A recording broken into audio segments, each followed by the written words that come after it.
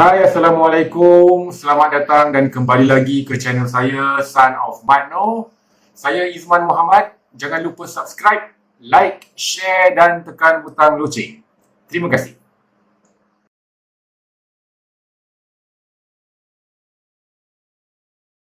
Baiklah, untuk video kali ini saya ingin mengetengahkan sebuah kisah pilu dan juga kisah yang tragik lah ya.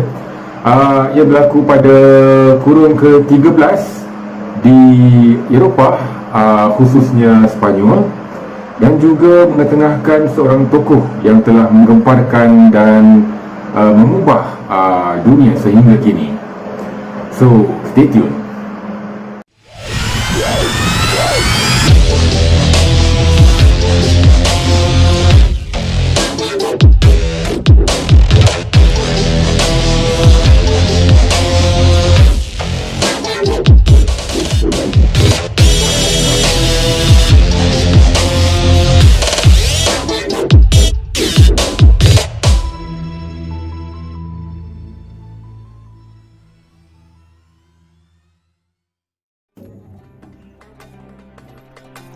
Mula kisahnya ialah pada tahun 711. Seorang ketua Kristian yang tertindas, Julian, pergi ke Musa ibn Usaid, Gubernur Afrika Utara, dengan meminta pertolongan terhadap penguasa Visigoth dari Sepanyol, Raja Roderick. Musa membalas dengan menghantar Jeneral muda Tariq ibn Ziyad dengan tentera seramai 7,000 askar. Nama Gibraltar berasal dari Jabal Al-Tariq yang merupakan bahasa Arab untuk Bukit Tariq yang dinamakan sebenar tempat di mana tentera Islam mendarat. Kisah rayuan bantuan tidak diterima secara universal. Tidak ada keraguan bahawa Tariq menyerang Sepanyol, tetapi alasannya mungkin lebih berkaitan dengan usaha orang Islam untuk memperbesar wilayah mereka. Tentera Islam mengalahkan tentera Visigoth dengan mudah dan Raja Roderick tewas dalam pertempuran. Selepas kemenangan pertama, umat Islam menakluki sebahagian besar Sepanyol dan Portugal dengan sedikit kesukaran atau sebenarnya dengan sedikit tentangan. Menjelang tahun 720, Sepanyol sebahagian besarnya berada di bawah penguasa Islam. Salah satu sebab kejayaan Islam yang cepat adalah syarat berserah diri dan hati yang mereka tawarkan kepada rakyat, yang bertentangan dengan keadaan zalim yang dikenakan oleh penguasa Visigoth sebelumnya. Pasukan Islam yang berkuasa terdiri dari pelbagai bangsa yang berbeza dan ramai yang memeluk agama Islam dengan motivasi yang tidak pasti. Jadi, pembentukan negara Islam yang koheren tidaklah mudah. Andalusia menjadi pusat pemerintahan Islam di selatan Sepanyol atau Andalusia. Nama Andalusia berasal dari istilah Al-Andalus yang digunakan oleh orang Arab, berasal dari orang-orang Vandal yang telah menetap di wilayah tersebut. Kestabilan di Sepanyol datang dengan penubuhan dinasti Umayyah Andalusia yang berlangsung dari tahun 756 hingga 1031. Penghargaan ini diberikan kepada Amir Abdul Rahman yang mengasaskan Emirat Cordoba dan kota Cordoba sebagai ibu kota Al-Andalus, dan dapat membuat pelbagai kumpulan Muslim yang telah menaklukkan Sepanyol bergabung bersama dalam pemerintahannya. Zaman keislaman di Sepanyol sering digambarkan sebagai zaman kegemilangan pembelajaran di mana perpustakaan, kolej, universiti, tempat mandi awam banyak didirikan, dan juga sastra, puisi dan seni bina ikut berkembang. Kedua-dua orang Islam dan bukan Islam memberikan sumbangan besar dalam pembudayaan tamadun ini.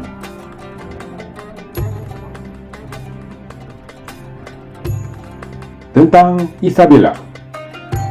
Isabella pertama adalah Ratu Kastil yang memerintah pada tahun 1474 dan Permaisuri Aragon dari 1479.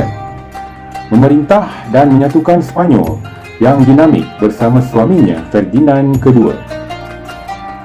Beliau dilahirkan pada 22 April 1451 dan mangkat pada 26 November 1504. Beliau ditabalkan sebagai Ratu Kastil pada Disember 1474. Isabella dibesarkan di Segovia yang dalam hidupnya dipenuhi dengan kemewahan seperti pemakaian dan barang kemas perhiasan yang mencukupi. Pendidikan dasar Isabella terdiri dari membaca, mengeja, menulis, tata bahasa, sejarah, matematik, seni, catur, menari, sulaman, muzik dan pengajaran agama. Dia juga gemar menghiburkan diri dengan seni, sulaman dan muzik. Dia menjalani hidup yang santai, tetapi dia jarang meninggalkan Segovia sejak Raja Henry, iaitu abang tirinya, melarang cara hidup beliau. Pada tahun 1465, usaha dilakukan untuk mengawinkan Isabella dengan Alfonso dari Portugal, iaitu saudara ipar Henry. Melalui medium Ratu dan Count Ledesma, persekutuan Portugis telah ditubuhkan. Namun, Isabella waspada terhadap perkahwinan itu lalu menolak. Pada bulan September 1469, Ferdinand berangkat dari Aragon untuk bergabung dengan Isabella. Menyamar sebagai pelayan, dia berkuda di pesta kecil yang terdiri dari 6 orang untuk mengelakkan menarik perhatian yang tidak diingini. 2 hari selepas kedatangan Ferdinand, pasangan itu bertemu untuk pertama kalinya. 4 hari kemudian Isabella dan Ferdinand berkahwin, lalu menyatukan kedua-dua kerajaan menjadi satu negara untuk menyerang kerajaan Islam yang masih bertahan di Granada pada masa itu. Mereka menjadi raja pertama yang sekarang adalah Sepanyol dan kemudian akan dikenali sebagai Ferdinand dan Isabella, sang Raja Katolik. Emirates of Granada. Ini adalah satu-satunya kawasan yang menentang Reconquista, iaitu kempen yang mengusir orang-orang Arab Islam dari Sepanyol pada tahun 1200-an dan terhenti setelah kejatuhan Jerez de la Frontera pada tahun 1264, dan dengan itu satu-satunya Emirat Arab di tengah-tengah kerajaan Katolik.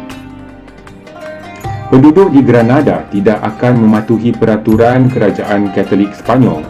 Mereka tidak akan belajar bahasa Sepanyol di Granada atau versi bahasa Sepanyol apapun yang dituturkan pada masa itu.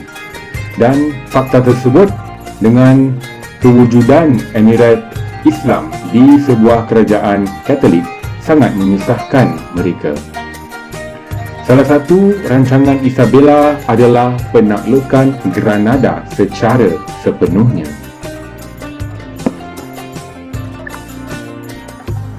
Pemegang kunci pintu Granada adalah seorang pemuda bernama Abu Abdallah Muhammad atau Boabdil yang digelar oleh Katolik Sepanyol.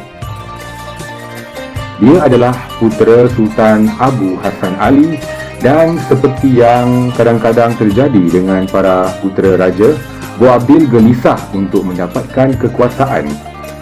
Oleh itu, setelah beberapa kejadian di antara orang Kristian dan Islam, yang menggegarkan kestabilan Granada, Boabdil menamakan dirinya sebagai penguasa Granada.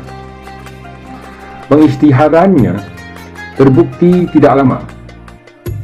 Perang saudara berlaku di Emirat tersebut. Ferdinand dan Isabella merebut peluang ini dan ketika pasukan mereka tiba di Granada, mereka menculik Boabdil dan menahannya sebagai tahanan. Bagi orang-orang Kristian, tidak ada gunanya mencegahnya merebut tahta. Keinginan Boabdil yang kuat untuk mengambil tahta ayahnya adalah senjata yang kuat dalam memperjuangkan Granada. Boabdil kembali ke Granada, memutuskan untuk memerangi ayahnya dan pakciknya untuk tahta Granada. Dia kemudian diusir keluar dan kembali ke Ferdinand dan Isabella untuk perlindungan. Sementara itu, keseimbangan kuasa di Granada terus bertambah kompleks. Pemimpin yang berlainan terus muncul. Umat Islam terus bertengkar dan tidak lama kemudian bandar-bandar seperti Ronda mulai runtuh. Dengan itu, Granada kelihatan hampir di bawah pemerintahan Iberia. Penaklukan Granada akan menjadi nyata buat Katolik Spanyol. Lama sebelum penaklukan Granada, Ratu Isabella dan Ferdinand telah pun menakluk kota-kota lain di Andalusia, dan dengan agenda mereka berdua untuk merebut dan menguasai seluruh Iberia kembali ke tangan Katolik Kristian, maka pembantaian beramai-ramai terhadap umat Islam dan juga Yahudi. Umat Islam atau Moors ataupun Moros dalam gelaran Spanyol dan Yahudi juga diberi pilihan sama ada murtad dibaptis, menjadi hamba abdi, disiksa hingga mati atau dibuang negeri. Lantas dipercayai ramai yang memilih untuk lari keluar dari Al-Andalus.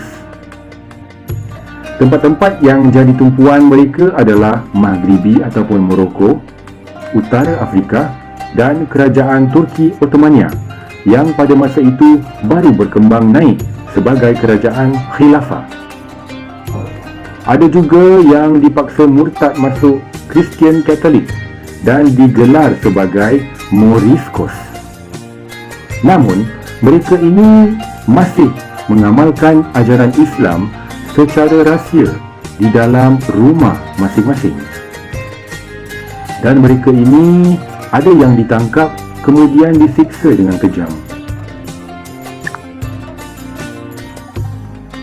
Bilangan Moriscos di Spanyol pada masa pengusiran tidak diketahui dan kebanyakan anggaran berdasarkan jumlah Moriscos yang diusir. Angka antara 300,000 hingga 400,000. Walau bagaimanapun, kajian moden menganggarkan antara 500,000 dan 1 juta Moriscos hadir di Spanyol pada awal abad ke-17 daripada jumlah penduduk 8,5 juta.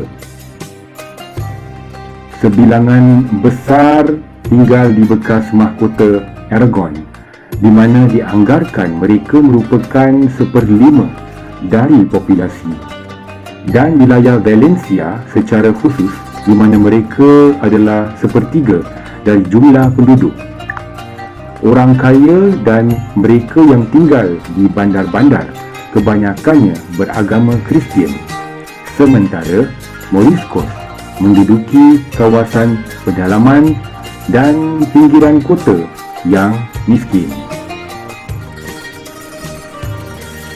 Kembali tentang Granada dan Boabdil. Boabdil sangat meminta bantuan dari setiap negara-negara Islam yang lain seperti Mesir dan Fez ataupun sekarang Maghribi. Tetapi Pada masa itu, Mesir sedang berperang melawan Turki Osmania yang menjadikan Mesir bersekutu dengan Sepanyol. Manakala Maghribi pula berpura-pura tidak pernah mendapat mesej dari beliau. Lalu, Boabdil bertempur melawan musuh-musuhnya dengan bantuan bekas musuh-musuhnya. Perang Kastilia melawan Granada berlangsung selama lebih dari 10 tahun dan dilancarkan oleh serangkaian serangan sistematik ke atas kubu-kubu dan wilayah kota. Granada adalah perkataan Mos untuk buah delima, dan Ferdinand terkenal mengatakan bahawa dia akan memetik buah delima sebiji demi sebiji, katanya. Pertempuran antara Kristian dan Islam sangat sengit ketika itu, tetapi sebahagian besar perang ditandai oleh pengepungan yang panjang. Bandar pelabuhan penting Malaga jatuh pada tahun 1487 dan dengannya peluang terakhir untuk mendapatkan bantuan dari Afrika. Konflik yang berlanjutan antara kedua-dua pasukan yang bersaing dengan takhta Granada sangat mengganggu kemampuan kerajaan bersatu melawan Ferdinand. Granada, ibu kota, akhirnya dikepung pada tahun 1491 dan setahun kemudian Boabdil, Raja Moors, Raja Granada terakhir menyerahkan kota itu kepada Spanyol Kristian Katolik. Aisyah binti Muhammad ibn Al-Ahmar atau Aisyah Al-Hura adalah ibu kepada Boabdil yang penuh semangat dan tekad. Dia mendapat tempat dalam sejarah kerana telah menegur anaknya kerana kehilangan Granada pada tahun 1492. Kata-kata beliau yang sangat terkenal, ia berbunyi seperti ini: "Janganlah kamu menangis seperti wanita untuk apa yang tidak dapat kamu pertahankan sebagai seorang lelaki."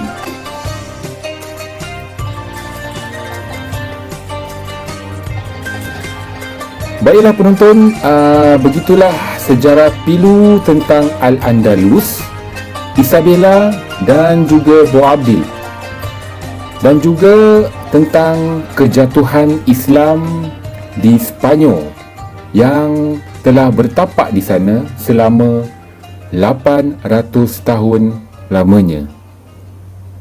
Harap maklum.